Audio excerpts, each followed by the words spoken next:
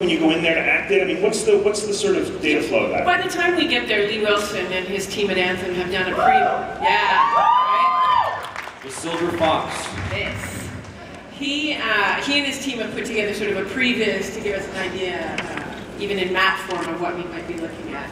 And so you sort of carry that with you. And Lee will often, as we're shooting, come up and say, oh, they've just rendered this creature and this is what it's going to look like. And you should be more scared. Stuff like that. But so by the time we actually go to shoot, we have a rudimentary idea of what we're going to do. But also, like, further to your point about how the show is constantly evolving and constantly growing in different ways and challenging itself in different ways.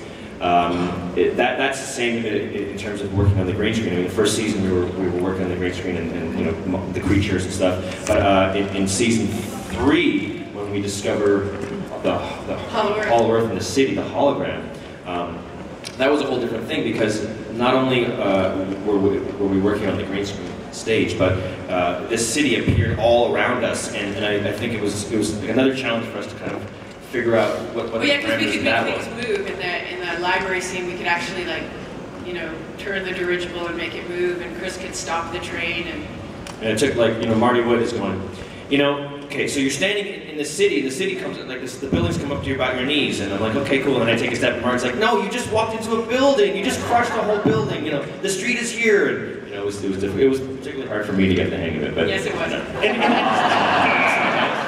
It's not nice. And is that true with the creature interactions too? I mean, there's so many scenes in almost every episode where you're wrangling or fighting with some creature that obviously isn't there. Is it somebody running around with like a pole to show you how tall it is? And is there anything there? We just did an episode where we're in a bedroom fighting this creature, and Declan gets knocked over, and then Will gets knocked over, and I have to hit this thing with the butt of my gun and then kick it. There was nothing there. Yeah, that's right. And there's this...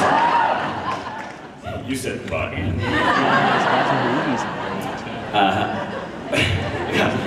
just lost everyone in the room. Hold on a second. Is there We got here at 2:30 this morning. Hold on. What's the sign language for butt? What is the sign language for butt?